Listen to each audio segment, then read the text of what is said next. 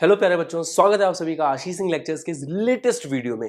दोस्तों, ये जो वीडियो है ना, ये बहुत ज्यादा खास होने वाला है आपके लिए, क्योंकि एक्चुअल में अपन इस वीडियो में एक पूरे चैप्टर का ख से खात्मा करने वाले हैं और उस चैप्टर का नाम है डी एंड एफ ब्लॉक। बच्चों, ये एक ऐसा चैप्टर है ना जो बच्चों को पूरे साल परेशान करके रखता है। और अभी आप लोगों के कमेंट भी मैं देख रहा था, हर एक बच्चा ये कमेंट कर रहा है कि सर डीएनएफ ब्लॉक पढ़ा दो, सर डीएनएफ ब्लॉक पढ़ा दो, सर डीएनएफ ब्लॉक पढ़ा दो।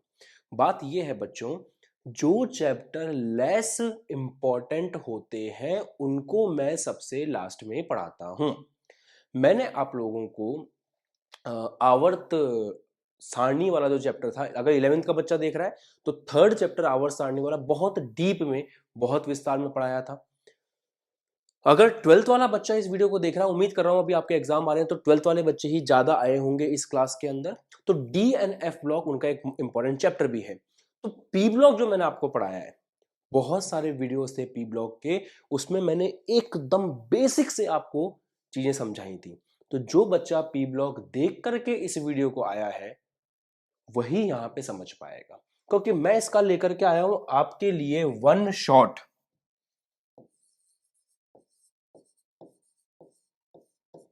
वन शॉट का मतलब तो आपको पता ही होगा। वन शॉट का मतलब होता है किसी भी चैप्टर को एक वीडियो में खत्म करना। आपके एग्जाम भी हैं, बिहार बोर्ड वाले बच्चों के 2 दिन बाद पेपर है ना, और यूपी बोर्ड वाले बच्चों के आने वाले हैं, राजस्थान के भी आने वाले हैं, हर बोर्ड के बच्चों के एग्जाम चल रहे होंगे या आने वाले होंगे, तो समय नहीं है आप लोगों के पास। इसलिए मैंने वन शॉट वीडियो में इस चैप्टर को खत्म करने की कोशिश करूंगा आज की क्लास में। परंतु बच्चों देखो, ये तो मान के चलो कि अगर आप लोगों को पी ब्लॉक चैप्टर आप लोगों ने नहीं देख रखा है, जिसकी रिक्वेस्ट मैं पिछले 4 महीने से आपसे कर रहा था कि पी ब्लॉक के मैंने सीक्वेंस वीडियो डाल रखे हैं, देख लो देख लो देख लो देख लो। जिन्होंने पी ब्लॉक को बहुत बढ़िया से देख रखा है, अभी के अभी कमेंट सेक्शन में बताओ कि हाँ सर हमारा पी ब्लॉक हो रखा है। पी ब्लॉक डन के नाम से कमेंट सेक्शन में मैसेज करो तो मुझे पता लग जाए कि हाँ, जो बच्चे मेरी क्लास में आए हैं वो पी ब्लॉक पढ़ करके आए। कमेंट करिए फटाफट। तो अगर आपने पी ब्लॉक पढ़ रखा है तो ये चैप्टर अभी 1 घंटे के अंदर मैं आपको पूरा कंप्लीट करवा दूंगा। जिन्होंने पी ब्लॉक नहीं पढ़ रखा है, कम से कम स्टार्टिंग के 3-4 वीडियो देख लेना, उसके बाद ये चैप्टर आपको मां से मक्खन होने लगेगा। चलिए बिना समय खराब के शुरू करते हैं। सभी को नमस्कार, राम राम, सत श्री अकाल, अस्सलाम वालेकुम, which ever you feel connected with, let's get started. सबसे पहली बात, आप पढ़ने वाले हो डीएनएफ ब्लॉक, तो आपको पता होना चाहिए कि ये ब्लॉक होता कहां पे है हमारी आवर्त सारणी में। प्यारे बच्चों, ये जो है ये आपका एस ब्लॉक है। अब आपको ये भी पता होना चाहिए कि एस ब्लॉक को एस ब्लॉक क्यों कहते हैं। अगर आखिरी इलेक्ट्रॉन एस कक्षक में जाता है तो उसे एस ब्लॉक कहा जाता है। अब यहां पे किसी का भी इलेक्ट्रॉनिक विन्यास उठा के देख लो, मैं सबसे सस्ता वाला बंदा उठाता हूं, हाइड्रोजन। तो हाइड्रोजन का इलेक्ट्रॉनिक विन्यास देखें 1s1, तो आखिरी इलेक्ट्रॉन किस में जा रहा है, एस में जा रहा है ना। तो आखिरी इलेक्ट्रॉन अगर एस में जाता है तो वो एस ब्लॉक का मेंबर कहा जाता है, उसको हम कहते हैं वो एस ब्लॉक का है। ये हो गया ग्रुप, ये ग्रुप होते हैं ऐसे ना, वर्ग होते हैं। तो ग्रुप 1 और 2 किस में आते हैं, एस ब्लॉक में आते हैं। 3 से लेकर के 12 तक इनके बारे में अभी बात करेंगे, इधर आते हैं। ये सब 13, नंबर 13 से लेकर के नंबर 18 तक जो ग्रुप है ये सभी पी ब्लॉक के मेंबर हैं। काइको है पी ब्लॉक के मेंबर, पी ब्लॉक के मेंबर इसलिए है क्योंकि इनका आखिरी इलेक्ट्रॉन जो है ना प्यारे प्यारे बच्चों, वो कहां जाता है, पी ब्लॉक में जाता है। इन सभी का इलेक्ट्रॉनिक विन्यास उठा के देख लेना आप, सभी का आखिरी इलेक्ट्रॉन जो है वो पी कक्षक में मिलेगा। हाँ हाँ, केमिस्ट्री में क्या होता है ना, हम जो भी बात बोलते हैं, जो भी बात लिखते हैं, अगर उससे हट करके कुछ भी होता है तो हम उसे कह देते हैं अपवाद, एक्सेप्शन। तो मैंने क्या बोला, यहां पे जितने भी तत्व हैं उन सभी का आखिरी इलेक्ट्रॉन पी ब्लॉक में जाता है। परंतु लाला एक एक्सेप्शन भी है, यहां पे एक अपवाद भी है, हीलियम 1s2। हीलियम का आखिरी इलेक्ट्रॉन एस में जाता है, फिर भी उसको पी ब्लॉक में रखा हुआ है क्योंकि वो वर्ग 18 का सदस्य है। पी ब्लॉक बनाते वक्त, अरे यार क्या पी ब्लॉक, पीरियोडिक टेबल बनाते वक्त इस बात का ध्यान रखा गया था कि एक समान गुणधर्म वाले व्यक्ति एक साथ आने चाहिए, तत्व। एक समान गुणधर्म वाले तत्व एक साथ आने चाहिए। इन सभी के गुण ऐसे हैं कि ये सभी अक्रिय गैसें हैं, इन सभी के बाह्यतम कोश भरे हुए होते हैं। ऐसे हीलियम का भी भरा हुआ है तो उसको इधर पटक दिया अपन ने। हीलियम के अलावा आप यहां जिसको भी देखोगे उन सब का आखिरी इलेक्ट्रॉन कहां जाएगा, पी में जाएगा। बिना समय खराब किए डी ब्लॉक की तरफ चलते हैं। ये सारे सदस्य आपके जो हैं ये डी ब्लॉक में आते हैं। 1 2 3 4 ये आते हैं डी ब्लॉक के अंदर। दूसरी बात, यहां से कुछ होता है, यहां से कुछ कुछ होता है। अब यहां से कुछ कुछ क्या होता है मैं आपको समझाता हूं। लेंथेनाइट सीरीज निकलती है, नंबर 56 के बाद में 57 से इधर एक अलग श्रेणी निकलती है और इधर 88 के बाद में 89 से अलग श्रेणी निकलती है। इसको बोलते हैं लेंथेनाइट, इसको बोलते हैं एक्टिनाइट। ये आपके एफ ब्लॉक के सदस्य हैं।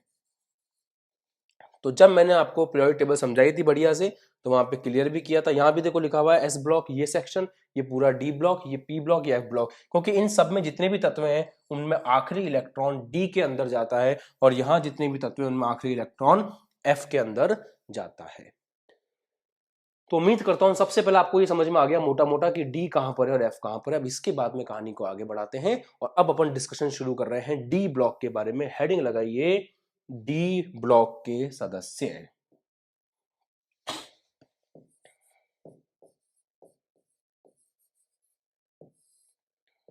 इनके बारे में जरा बात कर लें और इनके बारे में बात करने के लिए ना एक चीज और करेंगे अपन, एक बार और आवर्त सारणी को लेकर के आते हैं। बढ़िया आवर्त सारणी डाउनलोड करके रखी मैंने मस्त आपके लिए यार, ऐसी क्या बात है। ये देखो इस आवर्त सारणी को लेके आते हैं, आजा भाई। ये दे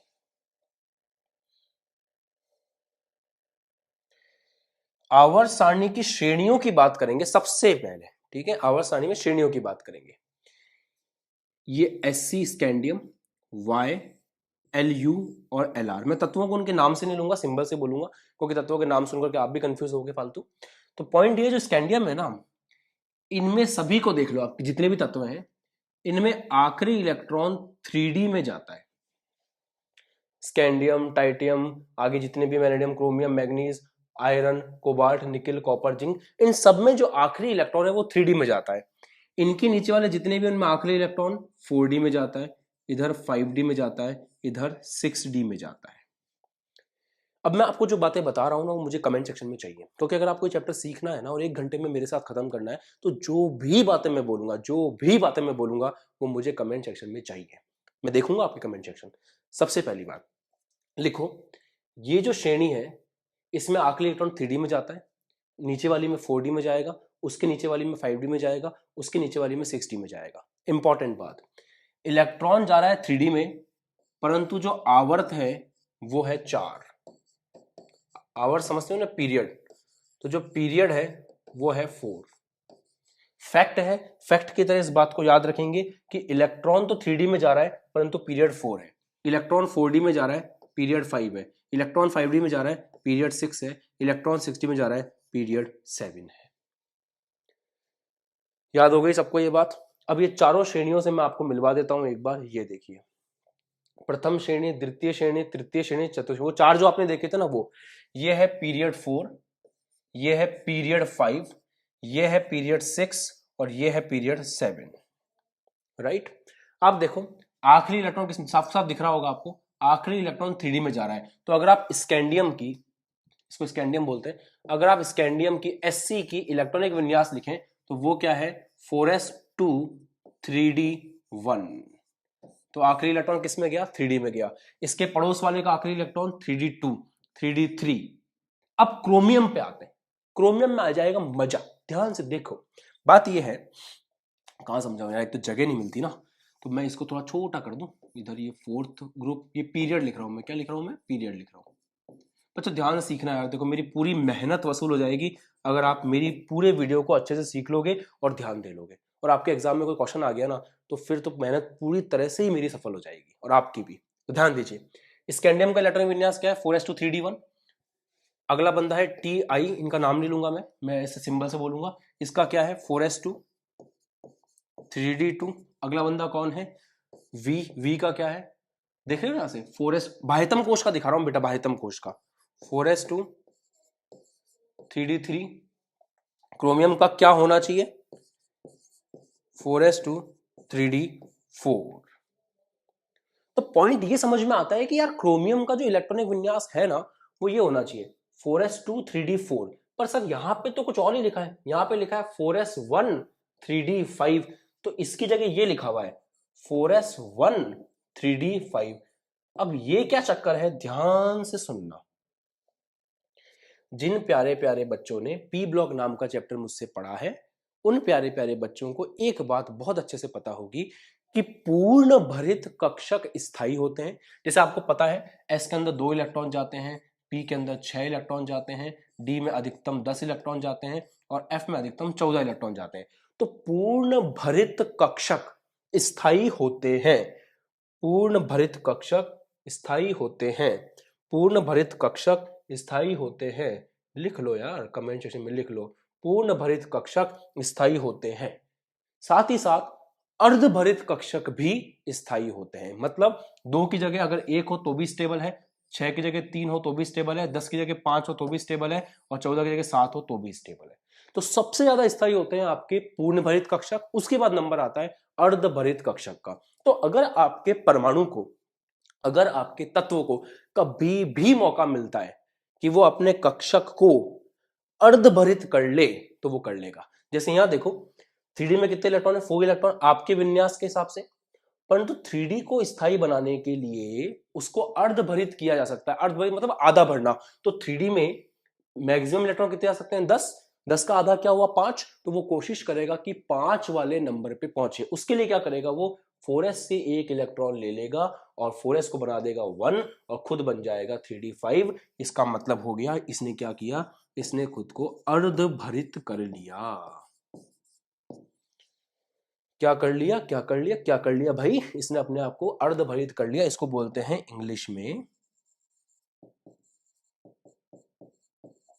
हाफ फिल्ड। तो इसने खुद को अर्धभरित कर लिया, हाफ फिल्ड कर लिया और ये क्या हो गया, स्थायी हो गया। तो यहां पे आपको इलेक्ट्रॉनिक विन्यास में क्या देखने को मिलेगा, एक्सेप्शन, अपवाद देखने को मिलेगा। इसके बाद अगला कौन है, मैग्नीज। तो मैग्नीज का क्या होना चाहिए, आप खुद बताओ। मैग्नीज का होना चाहिए, ये आपने एक्सपेक्ट किया था, ये क्यों हुआ आपको पता चल गया, क्योंकि अर्धभरित कक्षक में जाना था। कमेंट करके बताओ यार फटाफट, समझ में आई नहीं मेरी बात, क्या बोला मैंने कि यहां से एक इलेक्ट्रॉन अगर यहां पहुंच गया तो 3D जो है वो अर्धभरित हो जाएगा। अच्छी बात है यार, होने दो उसको, अर्धभरित होगा तो स्थायी हो जाएगा। इसलिए उसके इलेक्ट्रॉनिक विन्यास में आपको इस प्रकार से थोड़ा सा चेंज दिखता है, थोड़ा सा परिवर्तन दिखता है। उसी को अपवाद कह देते हैं ये लोग, क्या करें। ठीक मुन्ना, आगे बढ़ लाला। चलो देखो अब क्या होगा, क्रोमियम के बाद कौन आ रहा है, मैग्नीज। तो 4s2, यहां पे एक इलेक्ट्रॉन बढ़ जाएगा 3d5। तो ये हो गया 4s2, चेक करो 4s2 3d5। उसके बाद तो नंबर चल ही रहा है जैसे चलना चाहिए, कोई दिक्कत ही नहीं है। अब आते हैं अपन एक और जगह, कॉपर पर। कॉपर का इलेक्ट्रॉनिक विन्यास के बारे में जरा बात करते हैं। कहां करें बात, जगह भी तो नहीं है। इसको मिटा देता हूं ना, स्क्रीनशॉट ले लो फटाफट।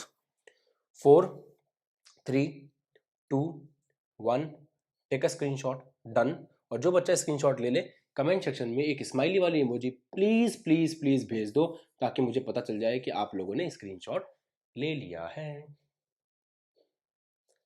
चलो सुनो बच्चों, अब मैं मिटा देता हूं इस आफत को। उम्मीद करता हूं ये आपके पास होगी ना किताब, आपकी एनसीईआरटी है ना, उसी का है ये। देखो तो निकेल का क्या था, निकेल का था 3d8,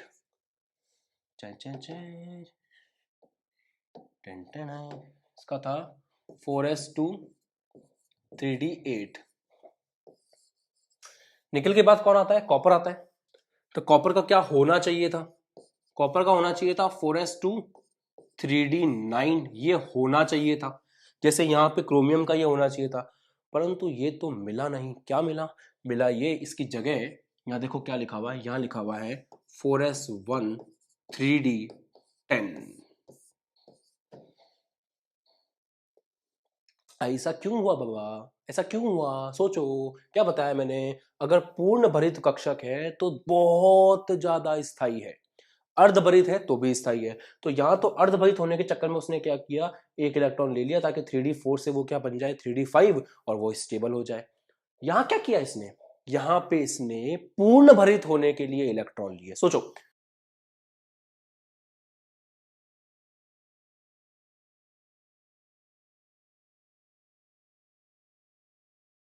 सोचो, पूर्ण भरित होने के लिए इलेक्ट्रॉन लिए, अगर यहां से एक इलेक्ट्रॉन ले लेगा तो 3d10 हो जाएगा, तो 3d10 होके पूर्ण भरित हो गया, इसलिए उसने इलेक्ट्रॉन लिए।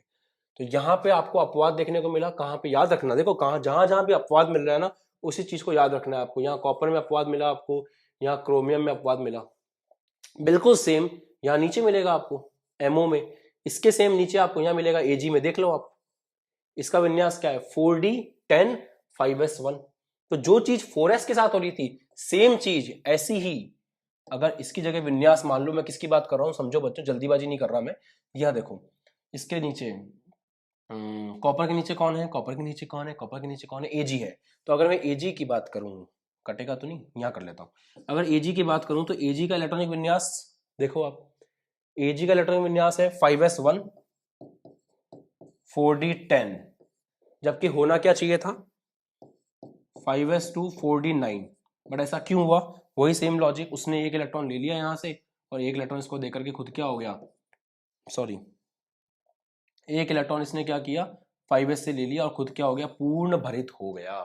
तो इसलिए यहां भी आपको एक्सेप्शन देखने को मिला, अपवाद देखने को मिला। सेम अपवाद मेरे प्यारे बच्चों आपको एयू में देखने को मिलेगा, सेम आपको आरजी में देखने को मिलेगा। ऐसे ही यहाँ डब्ल्यू में डब्ल्यू मतलब टंगस्टन, और यहाँ एसजी में देखने को मिलेगा। क्या मैंने सही बोला, मैंने एक जगह गलत बोला, क्या गलत बोला मैंने, इधर गलत बोला। तृतीय श्रेणी में यहां आपको अपवाद नहीं देखने को मिलता है, यहां आपको अपवाद नहीं देखने को मिलता है, इन दो जगह अपवाद नहीं मिलेगा। बाकी एमओ में आपको सेम चीज मिलेगी, क्रोमियम में आपको सेम चीज मिलेगी। ये भारी हो जाते हैं ना, और इनके अंदर एक और प्रॉब्लम होती है, देखो आप जेड कहां पे हो अभी आप, लेंथेनियम और एक्टिनियम, यहां पे क्या होता है एफ ब्लॉक की एंट्री भी हो जाती है। सर आप आराम से पढ़ाओ यार, ठीक है यार, आराम से पढ़ाता हूं, ध्यान से देखो, इधर इधर देखना, ये जो है आपके पास एलयू और एलआर, इनसे जस्ट पहले कौन है, ये सभी तो है, यहाँ देखना बी ए नंबर कौन सा है 56, 57, 58, 59, 60, 61, 62, 63, 64, 65, 67, 67, 68, 69, 70, उसके बाद आ रहा है 71। मतलब इस श्रेणी में 56 के बाद सीधा नंबर कौन सा आता है 71 आता है। तो मतलब किसकी एंट्री हो जाती है, एफ ब्लॉक की। इसीलिए आपको इन दो में जो एक्सेप्शन दिखते हैं क्रोमियम के साथ में और एमओ के साथ में, वो आपको डब्ल्यू और एसजी के साथ नहीं दिखते, क्योंकि यहाँ पे एफ ब्लॉक की एंट्री के कारण वो एक्सेप्शन दिखना बंद हो जाते हैं। परंतु हाँ, आपको यहाँ जरूर दिखेंगे, एयू में और आरजी में आपको एक्सेप्शन जरूर दिखेंगे। तो कहाँ कहाँ दिख रहे हैं वो चेक कर लो, देख लो ना, 10 और 1, 10 और 1, 10 और 1, 10 और 1, सही है। स्क्रीनशॉट लो, मोटी मोटी बातें केवल दो हैं जो आपको याद रखनी है। यहाँ पे इलेक्ट्रॉनिक विन्यास में गड़बड़ क्यों हुई, यहाँ पे इलेक्ट्रॉनिक विन्यास में गड़बड़ इसीलिए हुई मेरे प्यारे प्यारे बच्चों, क्योंकि उसको अर्धभरित होना था। यहाँ पे इलेक्ट्रॉनिक विन्यास में गड़बड़ क्यों हुई प्यारे प्यारे बच्चों, क्योंकि उसको पूर्ण भरित होना था। अब कोई आपसे पूछे कि यार डी ब्लॉक के तत्वों का ना, डी ब्लॉक के तत्वों का ना सामान्य इलेक्ट्रॉनिक विन्यास बताइए, तो आप कमेंट करके यहाँ बताइए कि डी ब्लॉक के तत्वों का सामान्य इलेक्ट्रॉनिक विन्यास क्या होगा। बताओ, डी ब्लॉक के तत्वों का सामान्य इलेक्ट्रॉनिक विन्यास क्या होगा। ये कॉपी कर लिया आपने, बढ़िया से कॉपी कर लिया, मिटाऊं यहाँ पे थोड़ा सा मैं जगह खाली करूं, ठीक है, ये जगह खाली कर ली मैंने। किसी एक को पकड़ करके सामान्य इलेक्ट्रॉनिक विन्यास निकालने की कोशिश करते हैं, किसी भी एक को पकड़ लेते हैं। जैसे इसको आपने पकड़ लिया, ठीक है, इसको आपने पकड़ लिया, इन दोनों में से सबसे बड़ा कोश कौन सा है, मतलब सब एन की वैल्यू किसके लिए बड़ी है, तो इन दोनों में ये 4 बड़ा है ना, तो 4s को मैं बाहर लिख रहा हूं। अंदर कौन है 3d9, लिखते इस तरह से। और इलेक्ट्रॉनिक विन्यास बढ़ना तो आपको आता ही होगा ना, वो तो मुझे सिखाने की जरूरत नहीं है, इलेक्ट्रॉनिक विन्यास बढ़ना आप लोगों ने सीखा होगा। अब बोलोगे सर कहाँ सीखा, तो जब मैंने पी ब्लॉक चैप्टर पढ़ाया था, तो पी ब्लॉक के अंदर सभी को मैंने इलेक्ट्रॉनिक विन्यास निकालना सिखाया था। अब अगर मैं इसको ऐसे देखूं, सामान्य रूप में देखने की कोशिश करूं, तो अगर मैं बाहर वाले को n बोलूं, ns, तो अंदर वाला क्या है n-1 d।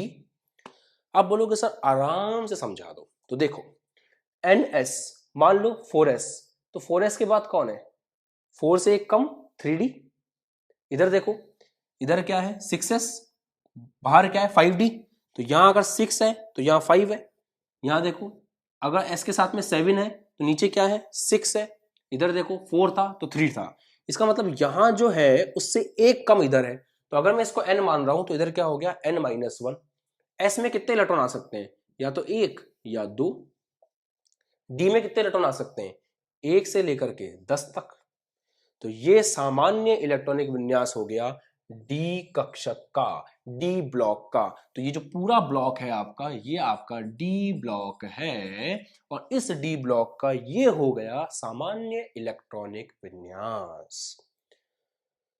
बताओ रे बाबा, कमेंट सेक्शन में बताओ, समझ में आया? नहीं आया तो एक बार फिर समझा देते हैं, ऐसी भी क्या बात है, वापस से समझाते हैं यार। आप लोगों को समझ में नहीं आएगा तो मुझे मजा कैसे आएगा?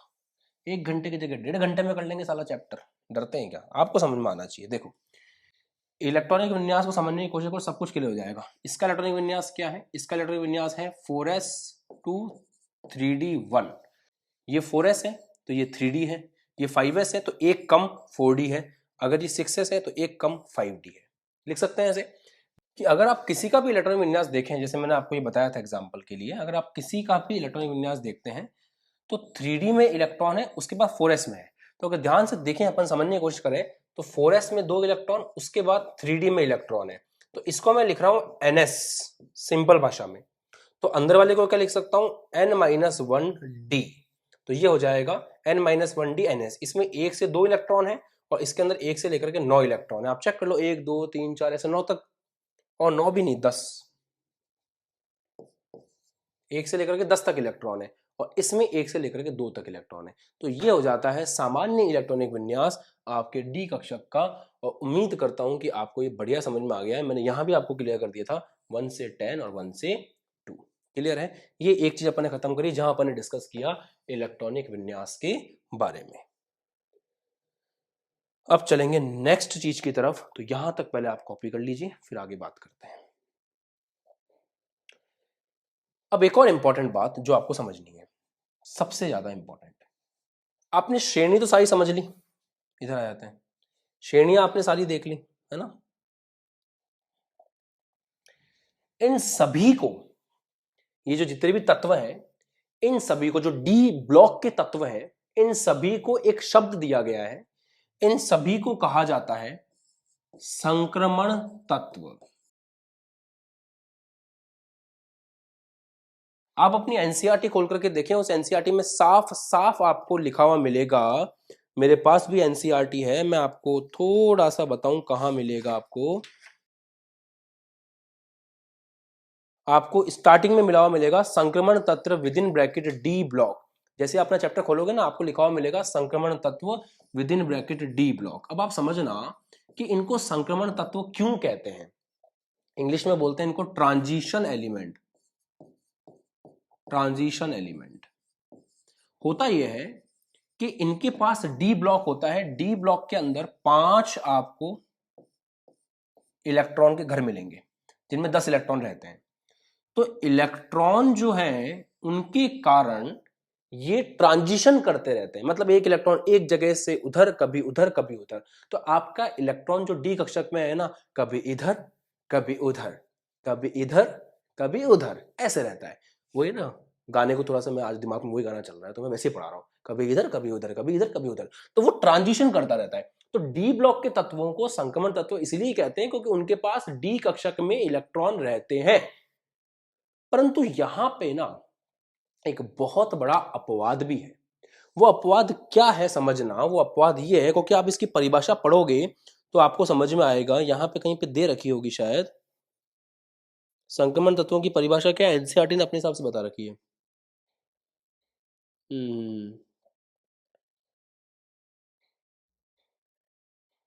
ठीक है, वो छोड़ो, अपन अपने हिसाब से पढ़ते हैं। तो बात यह है कि इन्होंने ये कहा है कि डी ब्लॉक के अंदर इलेक्ट्रॉन जो है, अगर वो डी ब्लॉक में उपस्थित हैं और वो अयुग्मित हैं, तो वो वहां पे ट्रांजिशन कर सकते हैं। एक और बात इंपॉर्टेंट कि यहाँ पे 3 हैं गद्दार। 3 गद्दारों से आपको मिलवाता हूं। पहला गद्दार नंबर 1 जिंक, दूसरा गद्दार नंबर 2 कैडमियम, तीसरा गद्दार नंबर 3 मरकरी। इन तीनों को जात बाहर कर रखा है। ये तीनों जात बाहर हैं। क्यों जात बाहर है? क्योंकि इन तीनों में आपको पूरे कक्षक भरे हुए मिलेंगे। तो जिंक, कैडमियम और मरकरी याद करें, लिखें कमेंट सेक्शन में जिंक, कैडमियम और मरकरी। इनको अपन संक्रमण तत्व नहीं कहते हैं। इनके अलावा जितने भी हैं वो संक्रमण तत्व कहलाते हैं, पर इन तीनों को अपन संक्रमण तत्व की कैटेगरी में नहीं डालते, नहीं डालते, नहीं डालते। क्यों नहीं डालते? क्योंकि इनके कक्षक पूरी पूरी पूरी पूरी तरह से भरे हुए हैं। और इनके साथ में एक और वर्ड काम में आता है, छद्म। छद्म बोले तो श्यूडो, श्यूडो बोले तो फॉल्स, क्योंकि ये झूठे हैं, मक्कार है साले, तो इनको अपन बोलते हैं छद्म, छद्म श्यूडो, और इसको इंग्लिश में बोलते हैं फॉल्स, सिंपल भाषा में।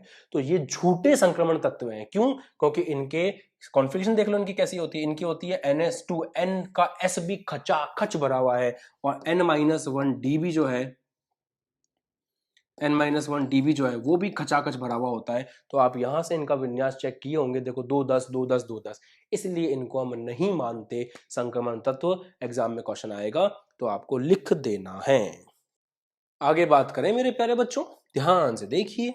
बात यह है, अब आगे नेक्स्ट पॉइंट, यहां तक समझ में आ गया आपको? इलेक्ट्रॉनिक विन्यास बिल्कुल बढ़िया से क्लियर हो गया, एकदम समझ में आ गया? कमेंट कर दो यार। देखो थोड़ी सी क्लास और बची है, आधा पौन घंटा और मेरे साथ बने रहो। 30 मिनट की क्लास हो चुकी है, लगभग इतनी और बची है, फिर अपन आपको फ्री कर देंगे, चैप्टर आपका रेडी हो जाएगा। 3 तत्वों के बारे में याद रखना, कॉपर, Ag मतलब सिल्वर, और Au मतलब गोल्ड। तो ये 3 जो है ना, ये बहुत खास है। कॉपर, गोल्ड, ये Au गोल्ड, कॉपर Cu, और आपका सिल्वर। इन तीनों को कहा जाता है कॉइनेज मेटल। कॉइनेज मेटल बोलते हैं इनको। कॉइनेज मेटल क्यों बोलते हैं? कॉइन, कॉइन मतलब सिक्का। तो जो सिक्के बनते थे ना, बनते थे या बनते हैं, ये सिक्के बनाने में काम आते हैं, ये तीनों, कॉपर, सिल्वर और गोल्ड। तो इसलिए इनको कहा जाता है कॉइनेज मेटल। तो आज के बाद कभी आ जाए तो जरा याद रखिएगा कि सर ने बताया था कि हाँ, इन तीनों को अपन कॉइनेज मेटल के नाम से जानते हैं। टेक अ स्क्रीनशॉट और हमेशा के लिए इसको याद कर लीजिए, और कमेंट सेक्शन में भी थोड़ा सा लिख दीजिए। अब जरा आगे बढ़ें और डी ब्लॉक के कुछ भौतिक गुणधर्मों के बारे में बात करते हैं। तो डी ब्लॉक के भौतिक गुणधर्म एनसीईआरटी ने बहुत खूबसूरती से लिखा है इसके बारे में, सुनो। इसमें अधिकतर धातुएं दिखेंगी आपको, जैसे कॉपर है, जिंक है। तो जितनी भी धातुओं के गुणधर्म है ना, वो सभी आपको यहाँ पे नजर आएंगे। एनसीईआरटी की लाइन बाय लाइन बताता हूँ। एनसीईआरटी ने लिखा है कि इनके पास बहुत अच्छा तनन सामर्थ्य होता है। तनन सामर्थ्य, एक एक चीज बच्चों कमेंट सेक्शन में लिख लो, ताकि इसके बाद कभी भूलो नहीं और हमेशा याद रहे। इनके गुणधर्म, सबसे पहला तनन सामर्थ्य, टेंसाइल स्ट्रेंथ बोलते हैं इंग्लिश में। तो बहुत ही जबरदस्त टेंसाइल स्ट्रेंथ होती है, मतलब इनमें मजबूती होती है, टूटते नहीं है इतनी आसानी से ये। अगर लकड़ी को ऐसे लकड़ी की छड़ लोगे, ऐसे खींच के मारोगे तो वो टूट सकती है, पर अगर आप किसी धातु की लोगे, जिंक के लिए, कॉपर के लिए आपने, वो नहीं टूटेगी। ताकत, मजबूती होती है इनके अंदर। दूसरा पॉइंट बोला है कि इनमें तन्यता होती है, तार बना सकते हो आप इनके, या 10th क्लास में पढ़ लिया होगा आपने ये तो। गोल्ड आता है ना इसके अंदर, गोल्ड को कितना खींच खींच के लंबे तार बन सकते हैं उसके। तीसरा आघात वर्ध्यता, अगर इनको आघात करोगे तो ये बड़े हो जाएंगे, वर्ध्य हो जाएंगे, पतली पतली शीटें आप इनसे बना सकते हो। लोहा, आयरन भी तो इसी में आता है, ठीक है। तो ये सब बातें हैं, ठीक है, क्लियर। और ये इनमें चमक होती है, इनमें धात्विक चमक होती है, मतलब चमकते हैं, धातु हैं तो चमकती हैं। पांचवा, ये विद्युत की और ऊष्मा की चालक होती हैं, विद्युत ऊष्मा की चालक हैं। छठा पॉइंट, इनमें से आवाजें आती हैं, सोनारस, सोनारस कहते हैं ना इसको, जैसे घंटियां बनती है ना, घंटी, मंदिर की घंटी जो होती है, टन आवाज आती है, तो वो आवाज आती है, सोनारस। मतलब इसको इंग्लिश में बोलते हैं, याद नहीं आ रहा यार, इंग्लिश वर्ड याद नहीं आ रहा इसका। सोनारस, हाँ सोनारस ही कहते हैं शायद, देखना पड़ेगा यार इसको, इंग्लिश में कुछ बढ़िया वर्ड है इसके लिए, मुझे याद नहीं आ रहा। तो सोनारस मतलब हो गया आवाज आती है इनके अंदर से, इनको टकराओगे तो इनमें से आवाज आएगी। ये सारे इनके क्या हो गए, भौतिक गुणधर्म। और आप इसको स्क्रीनशॉट लो, फिर अपन बढ़ते हैं आगे। कुछ दिखा, कुछ दिखा, नहीं दिखा तो अभी दिखेगा। हम इनके गलनांकों के बारे में बात कर रहे हैं। अब ये क्या है आपके सामने, आपको पता है ये क्या है? ये आपके सामने पहली श्रेणी है 3D वाली, ये 4D वाली और ये 5D वाली, ये श्रेणियां हैं आपके सामने, तीन के बारे में बात हो रही है। अब ये तो अनाप शनाप अंट शंट ग्राफ है, ऐसे ग्राफों का अध्ययन ज्यादा डीप में नहीं करना होता है। ये गलनांक और परमाणु क्रमांक के बीच में ग्राफ है। मैं हर ग्राफ को बहुत जल्दी पढ़ाऊंगा, मोटी मोटी बात बता करके। इस ग्राफ की मोटी बात नंबर एक ये है कि गलनांक में बहुत ज्यादा बदलाव आ रहे हैं। देखो आप, ग्राफ कभी ऊपर कभी नीचे, कभी ऊपर कभी सीधा कभी नीचे, ग्राफ कभी ऊपर फिर से ऊपर नीचे ऊपर नीचे, ऊपर नीचे ऊपर नीचे ऊपर नीचे। तो ग्राफ जो है वो कभी इधर कभी उधर। इसका मतलब ये हुआ कि अनियमितता है यहाँ पे। तो ऐसा क्यों होता है उसका रीजन बाद में बताऊंगा मैं आपको। ऐसा एक्चुअल में इसलिए होता है कि डी, बता देता हूं चलो। डी में बहुत सारे इलेक्ट्रॉन पड़े हुए हैं, तो डी के जो इलेक्ट्रॉन है ना, वो क्या करते हैं, अच्छी खासी मेटेलिक बॉन्डिंग करके रखते हैं आपस में। इसको बोलते हैं अपन धात्विक बंध। उसके कारण ये सब घपले आपको देखने को मिलते हैं। धात्विक बंध, डी के इलेक्ट्रॉनों के कारण, डी के इलेक्ट्रॉन जो होते हैं वो धात्विक बंध बनाते हैं आपस में अच्छा खासा, तो उसके कारण ये वेरिएशन आपको देखने को मिलता है। आगे और बात करेंगे इसके बारे में। अभी यहां से मोटी बात नंबर 2 कि कौन अपनी श्रेणी में सबसे टॉप पर है। तो 3D श्रेणी में टॉप किया है, तालियां बजाएंगे, तालियां बजाएंगे। 3D श्रेणी में टॉप किया है क्रोमियम ने। 3D श्रेणी में टॉप किया है क्रोमियम ने। क्रोमियम के लिए बहुत बहुत बहुत बहुत तालियां। उसके बाद एमओ ने टॉप किया है 4D में, मॉलिब्डेनम कहते हैं इसको। उसके बाद टंगस्टन ने टॉप किया है 5D में। एग्जाम में क्वेश्चन आता है कि 3D श्रेणी के अंदर सबसे ज्यादा गलनांक रखने वाले तत्वों का नाम बताइए, क्रोमियम। 4D श्रेणी में सबसे ज्यादा गलनांक रखने वाले तत्वों का नाम बताइए, एमओ, मॉलिब्डेनम कहते हैं। और टंगस्टन अपनी श्रेणी के अंदर। इसका कारण क्या है, इनका कारण ढूंढ सकते हो आप, ढूंढ सकते हो इनका कारण, बहुत आसान है इनका कारण ढूंढना। देखो कैसे ढूंढेंगे। 3D श्रेणी में किसने टॉप किया था, 3D श्रेणी में किसने टॉप किया था, क्रोमियम ने टॉप किया था, गोला बनाओ गोला बनाओ। 4D श्रेणी में किसने टॉप किया था, एमओ ने टॉप किया था, गोला बनाओ। इस श्रेणी में किसने टॉप किया था, टंगस्टन ने टॉप किया था, गोला बनाओ। एक के नीचे एक, एक के नीचे एक। जो अपनी अपनी अपनी श्रेणी के टॉपर हैं, क्या उनमें कोई सिमिलैरिटी दिख रही है आपको? इसने गलनांक में टॉप किया, इसने गलनांक में टॉप किया, इसने गलनांक में टॉप किया। आजा जा, ये रहा, ढूंढो यार इनको। मॉलिब्डेनम, ये इसका नाम है। ये तीनों देखो, क्रोमियम के नीचे मॉलिब्डेनम, उसके नीचे टंगस्टन, इन तीनों ने टॉप किया है। इन तीनों के टॉप करने का कारण छुपा हुआ है इनके इलेक्ट्रॉनिक विन्यास में। क्रोमियम में भी डी कक्षक पूरी तरह से भरा हुआ है, 5 अर्धभरित है। इसके अंदर भी डी कक्षक अर्धभरित है, अर्धभरित 5। इसमें भी, इसमें नहीं है, इसमें नहीं है, बट डी के अंदर है 4 इलेक्ट्रॉन। तो इन तीनों में एक सिमिलैरिटी है कि डी के अंदर अयुग्मित इलेक्ट्रॉन ज्यादा है। देखो आप 5 डब्बे बनाते हो आप डी के अंदर, 5 इलेक्ट्रॉन अयुग्मित पड़े हुए, 1 2 3 4 5। ये 5 इलेक्ट्रॉन अयुग्मित पड़े हुए हैं, 1 2 3 4 5। इसके पास 4 इलेक्ट्रॉन अयुग्मित पड़े हुए हैं, 1 2 3 4 5, 5 नहीं 4। तो अयुग्मित इलेक्ट्रॉन ज्यादा है इनके पास, और डी अर्धभरित है। ये एक कारण है जो हमें लगता है, जिसके कारण ये सब अपनी अपनी कैटेगरी में टॉप कर रहे हैं। इसको लेकर के ज्यादा टेंशन मत लेना, इन दोनों में तो अपना आंसर बिल्कुल सटीक बैठता है। और केमिस्ट्री में ना चीजें पहले आती है, आंसर बाद में आते हैं, आपने मैकेनिज्म में तो देखा ही है।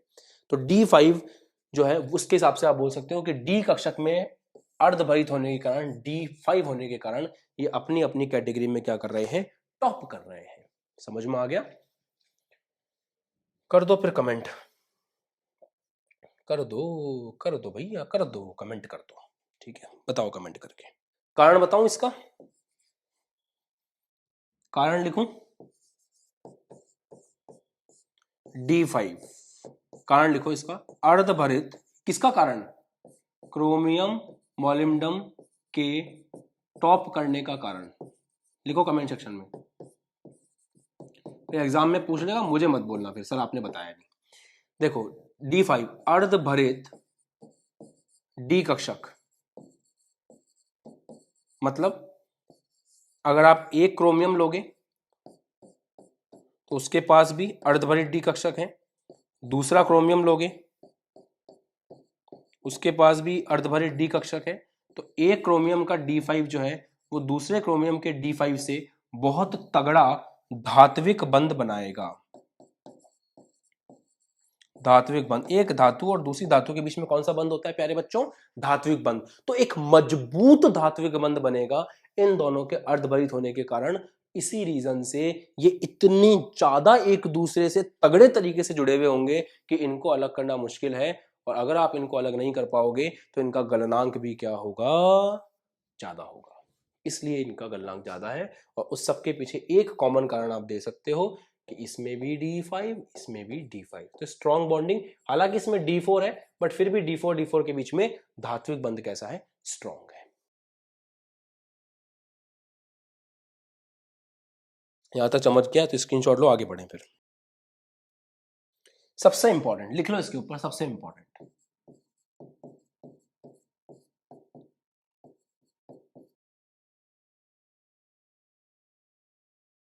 क्यों बोला मैंने इसको सबसे इंपॉर्टेंट? क्योंकि आप परमाणु त्रिज्याओं के बारे में बात करने जा रहे हो। किसके बारे में बात करने जा रहे हो? परमाणु त्रिज्याओं के बारे में। ध्यान से देखना, ये 3D श्रेणी है, शक्ति वक्रमण फैको निकुंजन, मतलब ये 3D श्रेणी हो गई। ये 4D है, ये 5D है।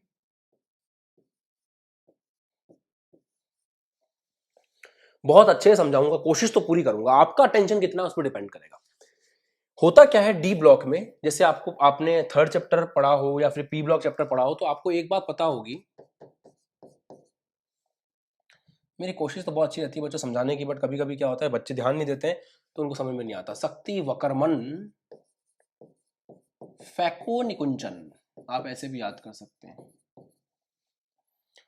होना क्या चाहिए?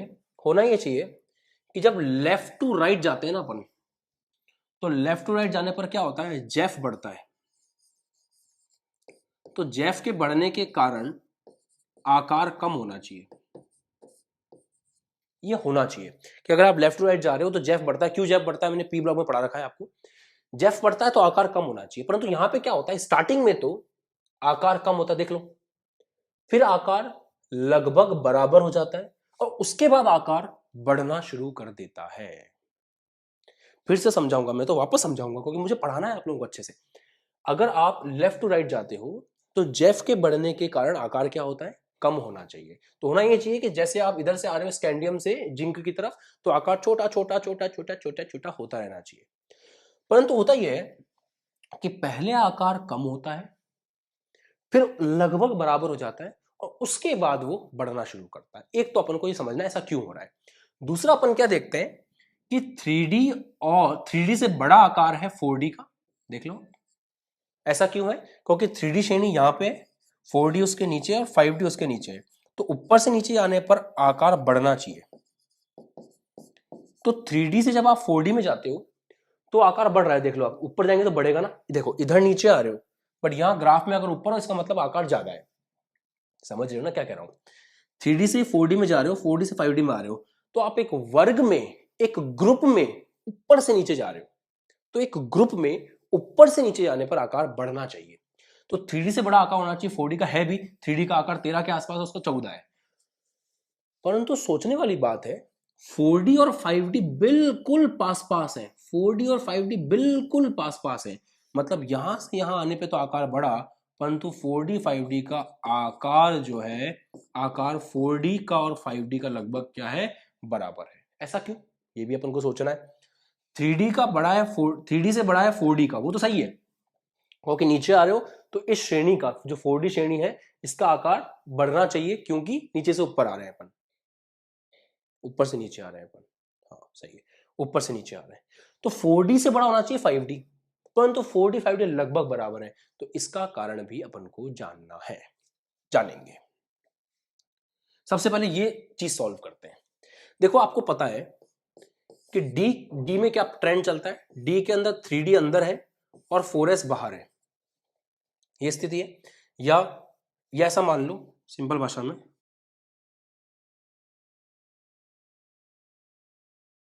ND बाहर है और N माइनस, अरे भैया गंदी बात, NS बाहर है और N-1D अंदर है। जो बच्चा फोकस कर गया उसको बहुत मजा आएगा। और जो ऊपर से निकलना चाहता है, जो ध्यान नहीं देना चाहता है क्लास के अंदर, उसका मैं कुछ नहीं कर सकता। बट यहां जो मैं समझाने जा रहा हूं ना, ये दोनों पॉइंट, ये मैं आपको इतना अच्छा सा क्लियर करूंगा ना कि अगर आपने मेरी बात अगले 5 मिनट तक पूरी सुन ली तो आपको आ जाएगा म से मजा और टॉपिक हो जाएगा म से मक्खन। ध्यान दीजिएगा, नाभिक का एनएस के इलेक्ट्रॉन पर जो प्रभाव है वो है जेफ। जेफ अगर ज्यादा होगा तो 4s को खींच करके या एनएस को खींच करके नाभिक छोटा कर देगा आकार को। डी के अंदर जो इलेक्ट्रॉन है, ये इलेक्ट्रॉन क्या करते हैं, ऐसे प्रतिकर्षण करते हैं। ये डी के इलेक्ट्रॉन इस नाभिक से इसको बचाते हैं, तो इनका होता है परिरक्षण प्रभाव। क्या होता है इनका, क्या होता है इनका, परिरक्षण प्रभाव होता है। तो यहां अगर इलेक्ट्रॉन ज्यादा है तो वो प्रतिकर्षण करके बड़ा करेंगे आकार को, नाभिक से बचाएंगे इसको, इसको बचाएंगे नाभिक से ये वाले। अगर ये नहीं है तो नाभिक खींच करके आकार छोटा कर देगा। शुरू करते हैं, ध्यान समझिएगा। स्कैंडियम में डी के अंदर 1 इलेक्ट्रॉन, 2 इलेक्ट्रॉन, 3 इलेक्ट्रॉन, 4, ऐसे डी के अंदर इलेक्ट्रॉन बढ़ते जा रहे हैं। स्टार्टिंग में क्या हो रहा है, डी के अंदर कम इलेक्ट्रॉन है, 1 2 3 4, आपने देखा था इलेक्ट्रॉनिक विन्यास। तो डी में इलेक्ट्रॉन कम है तो परिरक्षण प्रभाव जो है वो कम है और जेफ जो है वो ज्यादा है। तो स्टार्टिंग के अंदर ये होता है कि जेफ ज्यादा है, परिरक्षण प्रभाव को बोलते हैं स्क्रीनिंग इफेक्ट इंग्लिश में। तो मैं इंग्लिश की टर्म्स का यूज क्यों कर रहा हूं भाई, मैं इंग्लिश की टर्म्स का यूज इसलिए कर रहा हूं ताकि आप लोगों को शॉर्ट में समझा सकूं। हाँ जी, फ्रेम एडजस्ट कर दिया मैंने, अब समझ में आ जाएगा बेहतर। ठीक है। तो स्टार्टिंग में क्या हो रहा है, स्टार्टिंग में समझो, वापस समझ लो एक बार। डी में 1 2 3 4 कम इलेक्ट्रॉन है, तो यहां इलेक्ट्रॉन कम है। अगर यहां इलेक्ट्रॉन कम है तो नाभिक का प्रभाव ज्यादा आएगा बाहर वाले पे, वो छोटा कर देगा। तो जेफ बड़ा है किससे, स्क्रीनिंग इफेक्ट से, तो आकार कम हो रहा है। जेफ बड़ा है स्क्रीनिंग इफेक्ट से, मतलब बचाव कम हो रहा है और ताकत ज्यादा लगा पा रहा है नाभिक, तो आकार छोटा हो रहा है। फिर क्या होता है इस जगह, जब इलेक्ट्रॉन लगभग 4 5 के आसपास हो जाते हैं तो यहां इलेक्ट्रॉनों की संख्या बढ़ने से स्क्रीनिंग इफेक्ट, परिरक्षण प्रभाव बढ़ जाता है। तो परिरक्षण प्रभाव के बढ़ने से क्या होता है, अब जेफ और परिरक्षण प्रभाव आमने सामने आ चुके हैं, बराबर हो चुके हैं। तो जब जेफ और परिरक्षण प्रभाव बराबर हो जाते हैं, यहां पे देखो आप, जैसे यहां देखो जैसे आप, तो आकार क्या हो जाता है, फिक्स हो जाता है, ना बढ़ता है ना घटता है। उसके बाद क्या हो रहा है, उसके बाद डी के अंदर इलेक्ट्रॉन की संख्या बढ़ रही है, यहाँ पे 6 7 8 9 10। तो जब यहाँ इलेक्ट्रॉनों की संख्या बहुत ज्यादा बढ़ जाएगी तो ये प्रतिकर्षण बहुत ज्यादा होगा और यहाँ के इलेक्ट्रॉनों को बहुत ज्यादा रक्षा होगी नाभिक से, तो नाभिक आकार कम कर ही नहीं पाएगा। यहां जाकर के जो आपका जेफ है वो कम हो गया है एसी से, तो आकार बढ़ेगा, कम न को होगा।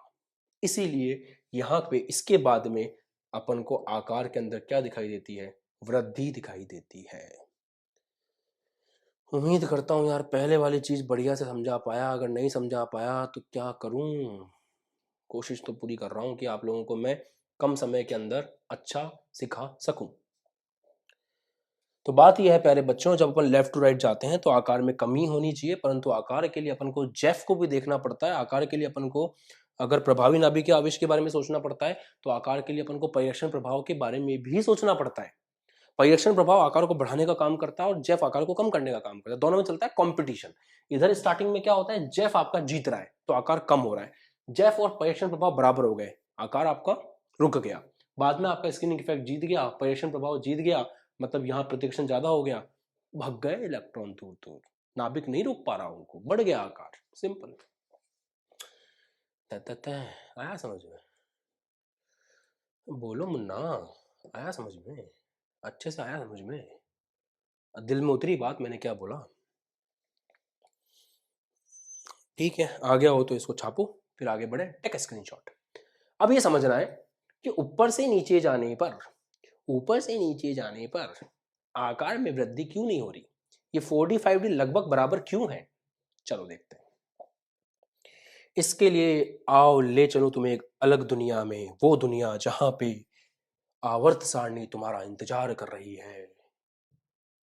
आवर्त सारणी आजा, ये रही आवर्त सारणी।